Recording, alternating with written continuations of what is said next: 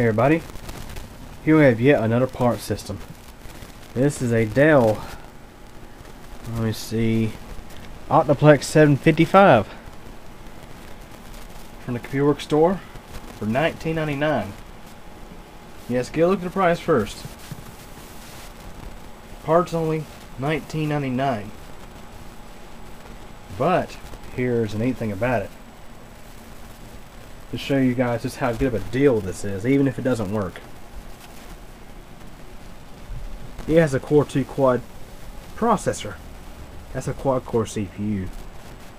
The last time I got a system from the Computer Works store that had a quad core CPU, I had to pay, I believe it was $59.99 for it. Now it's the Athlon 2 640, I believe.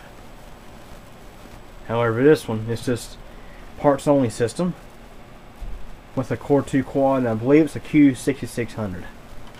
So let me go ahead and pull the latch and we'll have a look inside this thing. Spin it around. Doing this with one hand. You can go and have a look at the back while I'm pulling this off.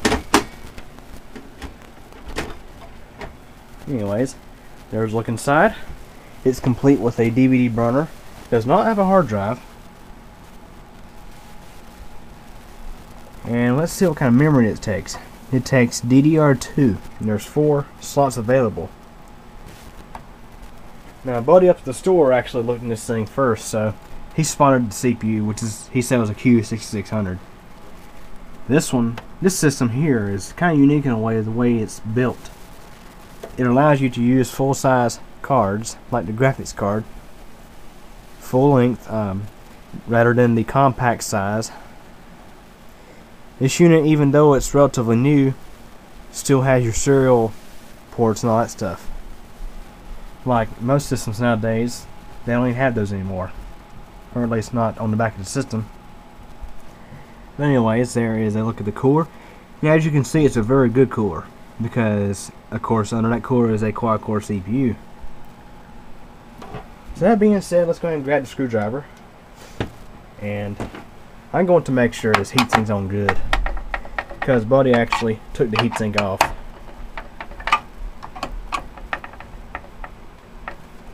Anyway, I guess we'll go ahead and take the heatsink off to show you that Q6600 CPU.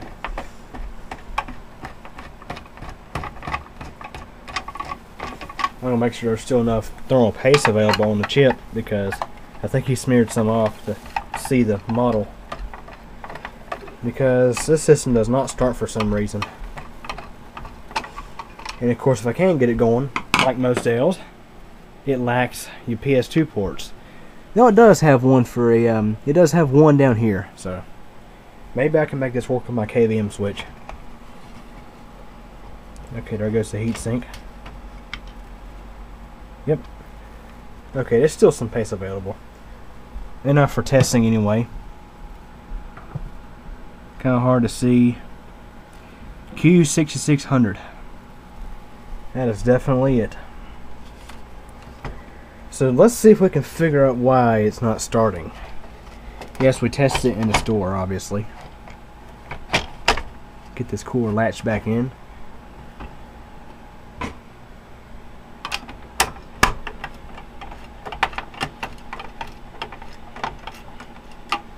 The only thing I don't like about these newer Dells is you can't really tell for sure if the heatsink's on real good. And of course it's latched in, so we should be good to go. Screw had a lot of travel.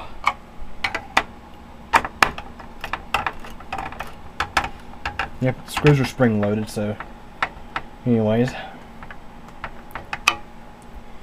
Here everything's tightened back up. Just do a general inspection of the board. I don't see any bad caps anywhere. And of course, like most Dells, they have good quality caps, but sometimes they'll overheat and fail. But this one seems just fine. Don't see anything wrong here. Yes, all the caps look fine to me, so I'm going to grab a stick of RAM and try this thing out. Okay, got a stick of RAM installed, and I figured before we go ahead and start it up for the first time. Let's go ahead and have a look at the specs on the power supply. See what kind of power supply is running this system. It's a Hypro manufacturer unit. Look at the monitor, it says HP. 280 watt power supply, so we're really pushing it there. So, just to think, to put a graphics card in this thing, you have to replace that power supply, and this system does not use a standard size power supply. It's like proprietary for Dell, so you're pretty much screwed there. So anyways, I'll go ahead and hook up a power cable and see if it turns on before I do anything else, because obviously with these Dells, they decide to be different than the crowd. They decide to only allow you to use USB keyboards and mice, but they do actually have a PS2 port added into this one, so that's good.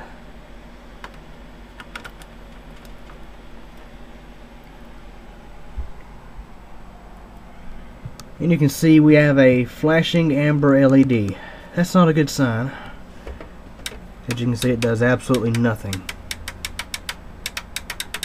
So first, let's see if the power supply is bad. Now, in the last Dell that I made a video about, it had to do with a RAM configuration that I didn't like. But this system only has one stick of RAM in it right now for testing, so I'm going to assume it's the power supply. So let's go ahead and unplug this.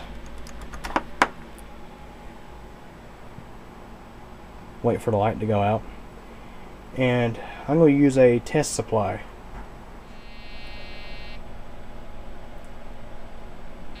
Okay, I plugged up the test power supply. Now it's turning on, but giving the horrendous beep code. So I'm going to cycle it back off, see if we can get this thing to come on at all.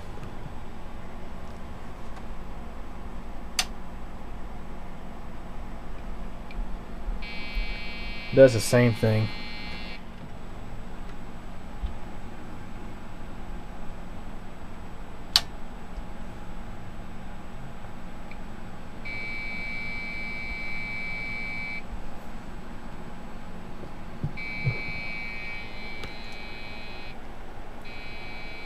Okay, I have power cycled it many times. Pulled the CMOS battery out to reset the CMOS. Took out the RAM, reseated the RAM many times, and it's not wanting to start. It's just giving the beep error. And then eventually it stops. It just runs idle and does nothing.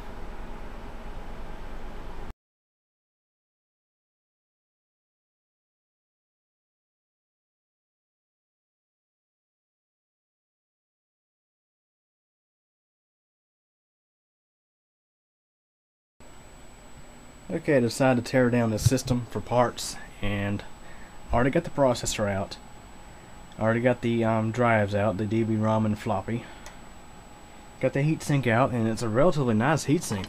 I could possibly mod that to fit an AMD system. See that hole? I could easily fit the mounting bracket through there, because I got some mounting brackets that actually the ends pop off and you can slide the piece through. All you AMD fans will know exactly what I'm talking about. But anyways, I found out this power supply probably was the culprit. Still not sure why the motherboard isn't working like it was supposed to with a different power supply. But if you have a look inside this vent, I'm not sure if I'm going to tear this one open or not. I probably will in a later video, but there are tons of failed TPO capacitors inside there, and that explains it very well. And that's the only downside to this brand. I mean, Hypro power supplies are relatively very good, except for the caps they use.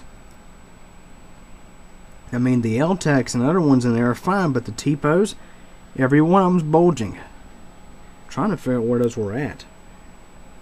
It's kind of hard to see through the vent. I think I might be able to spot you one, or you might be able to see one in the video. Not sure. But there's at least, I believe, 3 or 4 failed TPOs in there. And I believe they're in the 5-volt standby circuitry. Now, I'm sure a power supply of this age has IC controlled 5-volt standby circuitry, but even bad caps can can stop the power supply from working. But still don't quite understand why the motherboard doesn't want to work. Now, before I wrap up this video, for you guys who've been watching my videos for all these years, you know I've been getting many of these systems from the Goodwill Computer Works store. Well, the Goodwill Computer Works store is moving. Yes, they're moving. Not very far, but it's still going to be a very inconvenient move. They're currently located off of I-85 at Freedom Drive, which is easy for me to get to. I go over to that place pretty often because it's right near CPCC in Charlotte. But where they're moving to now is going to be off Tryon Street near UNC Charlotte. And to get to their new location, I have to sit through red light after red light after red light in traffic to get to this place. The place we're moving to is a traffic you-know-what. It's a four-letter word, starts with letter H. But anyways, it's very, very, very aggravating to get to the new place they're going to. So unfortunately, you're probably not going to be seeing nearly as many part system videos in the near future, starting spring, when they make the move. Yes, I'll still try to make it down to the Computer Works store at their new location once in a while, but I can't go there anywhere near as much as I do now, because since they're moving, they are shooting themselves in the foot and alienating many of their customers.